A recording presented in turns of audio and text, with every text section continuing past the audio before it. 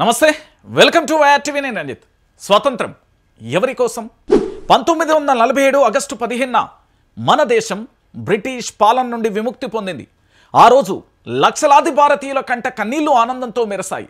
స్వతంత్రం కోసం పోరాడిన మహనీయుల కళ ప్రతి ఒక్కరికి సమాన అవకాశాలు, ఆకలితో ఎవరూ చావకూడదు, కూలి పనివాడికి రైతుకి గౌరవం లభించాలి. కానీ 78 ఏళ్ల తర్వాత పరిస్థితి ఎలా ఉంది? నేడు ధనికులు మరింత ధనికులు అవుతున్నారు. వారి సంపద కొండలంతా పెరుగుతుంది.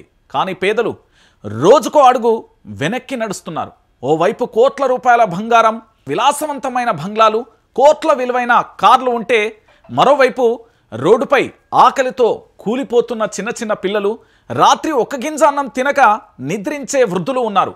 దేశ రాజధాని నుండి గ్రామాల దాకా ట్రాఫిక్ సిగ్నళ్ల వద్ద, బస్టాండ్లలో, రైల్వే స్టేషన్లలో పుస్తకం పట్టి చదవాల్సిన వయసులోనే చిన్న చిన్న పిల్లలు చేతిలో గిన్నె పట్టుకొని భిక్షమడుకుంటున్నారు. ఒక్కసారైనా కడుపు నింపుకోవడమే వారి కల. ఎవరో ఒకరు కరుణ చూపితే మాత్రమే ఆ రోజు బ్రతుకుతారు. ఈ దృశ్యం మనకు స్వతంత్రం ఇచ్చిన తాత ముత్తాతలు ఊహించారా? రాజకీయాలు ఒకప్పుడు ప్రజాసేవ కోసం ఉండేవి. కానీ నేడు అది పెద్ద వ్యాపారంగా మారిపోయింది. రాజకీయ నాయకులు వ్యాపారవేత్తలుగా మారుతున్నారు. వ్యాపారవేత్తలు రాజకీయాలలోకి దిగి తమ లాభాలను పెంచుకుంటున్నారు. ఓటు కోసం ఇచ్చే హామీలు అధికారంలోకి వచ్చిన తర్వాత మర్చిపోతున్నారు. ఫలితంగా ఆకలి, నిరుద్యోగం, అసమానతలు మరింత పెరిగిపోతున్నాయి. నేడు దేశంలో కోట్లాది మంది రోజుకు ఒక్కసారి కూడా కడుపు నింపుకోలేకపోతున్నారు.